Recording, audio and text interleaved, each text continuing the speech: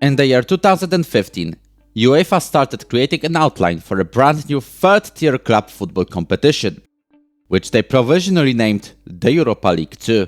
Its goal was meant to give the chance for lower-ranked nations to have their teams compete in Europe for a bit longer and make more money, but that's obvious. In 2019, the federation announced its launch and gave it a name, the UEFA Conference League. The now just called Conference League brought a chance for additional 16 clubs to go on a European adventure. And turns out, after 4 editions of the tournament, we can clearly say it didn't just meet the goals, it exceeded them by far, and this video is about it. In this video, I want to talk about the change the Conference League brought into the landscape of European football, because its impact is bigger than we thought and expected. Even for the big 5 leagues, and especially for all the other ones in Europe. I remember the mixed reaction when the Conference League was just starting up in 2021. That it's unnecessary, that it's just a cash grab, that it eliminates the chance for the lower leagues to join the Champions League. But its short history so far proves us otherwise. I'll simply put it into numbers, to show you how it benefits all types of leagues. I, for example, counted how many countries have taken part in the European group stages in the last 4 seasons before the Conference League and the 4 seasons after it was created. And the results are, as you can see on the screen. Fairly simple to read.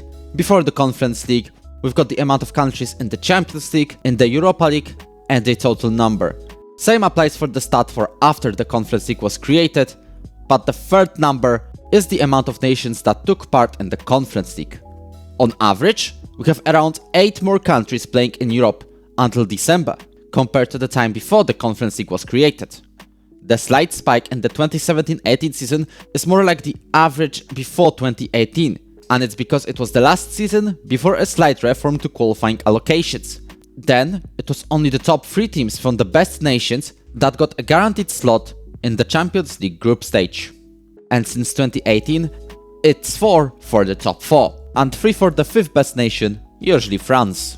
And during the Conference League's history, brand new countries also found their way to the group stage. Only in those 4 seasons, countries such as Lithuania, Wales, Northern Ireland, Estonia, Armenia, Gibraltar, Kosovo, Liechtenstein, Iceland, Bosnia, and even the Faroe Islands witnessed European football for the first time ever. And I don't have to tell you how big of a deal it is for them. Sure, you will not get to play the biggest brands in the world in the 3rd year, unless a team like Chelsea or Lost Lille will have a fall of form. A club from a lower-ranked nation, such as Poland, Slovenia, Bosnia, will have a chance to compete against a decent or straight-up great opposition not every 7 years when they somehow get to the Champions or Europa League. They can play a decent European team almost every year now, or even compete for glory. Want a couple of examples? In 2023, Lech Poznań from Poland reached the Conference League quarter-final, becoming the first side in over 25 years to go this far in any European competition. Slovan Bratislava from Slovakia made it to the knockouts of the Conference League twice in a row. This season, they took part in the league stage of the Champions League, but got 0 points and were absolutely demolished. And only this year, we had teams from Ireland, Iceland, Bosnia or Slovenia that made it to the knockouts, with Celje from the last country making it to the quarter-final. A small island called Cyprus also had 3 teams in the knockouts this year, and 2 clubs, Paphos and Omonia, had a direct encounter against each other in the knockout playoff. But nothing compares to the last season, when Olympiacos Piraeus from Greece became the first team from outside the top 6 leagues to win any kind of European silverware since 2009. This amount of upsets and road to glories probably proves that since the start of the Conference League, lower-ranked nations not only can compete against the best on a yearly basis, but also have a consistent competition against each other. Before the Conference League, we didn't have much room to compare the middle-level leagues to each other. They all just eliminated each other in the 3rd qualifying round of the Europa League, and there was maybe one team, usually the champion, that took part in the group stage. And only this season, we had 2 teams from Slovenia, 4 sides from Czechia, 3 teams from Sweden or 3 teams from Switzerland, 1 in the Champions League, in the league phase of any European competition. The increased amount of games helps everyone. The viewers, the fans, the analysts and even players themselves to estimate the strength of each league. And with more teams involved, some can make transfers they usually wouldn't. Best example?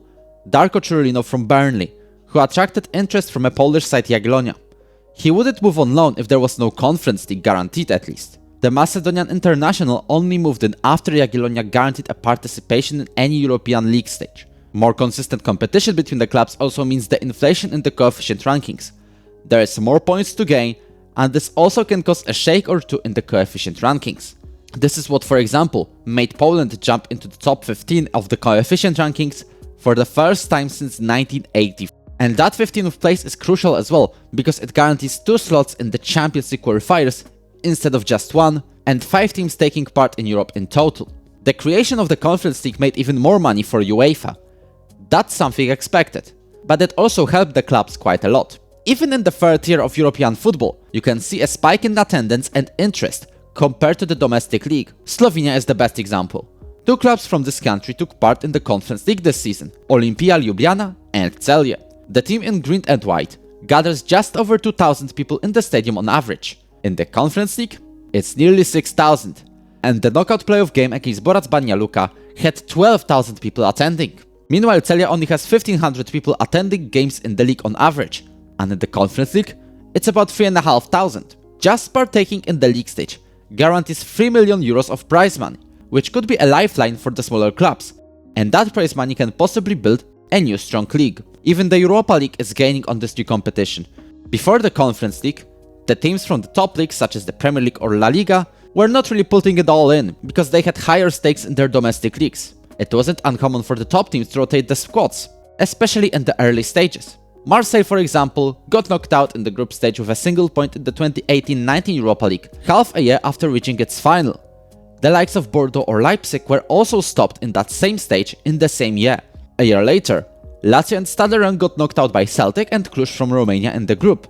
And I just show you a couple of examples of those upsets, but they were much more common the further back we go, not to mention Astra Giurgiu from Romania, knocking out West Ham, Southampton being eliminated by Midtjylland from Denmark, or Žilina from Slovakia almost knocking out Athletic Bilbao in the qualifiers, all in 2015.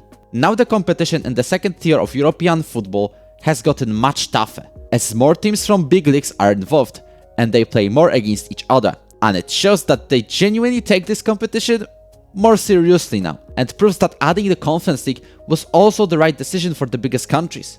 They can compete in a more meaningful competition, and we all can witness and watch more European matches where the top teams go all in, even if the financial rewards are not that much higher. So what did we establish in this video? The Conference League not only works as intended, it works much better. Big leagues are happy because the Europa League got more meaningful, and the clubs from lower ranked nations were mostly moved to the Conference League. Middle level nations are happy because they can fight against each other in more matches than in a single qualifier per year. And even the lower nations are happy because there are more places for them to go on a European adventure. And of course, the UEFA themselves are happy because the third tier of European football still brings a massive amount of money and fulfills its goals. Thank you for watching this video. If you enjoyed it, you can hit the like button and subscribe to the channel. I will be very grateful for that.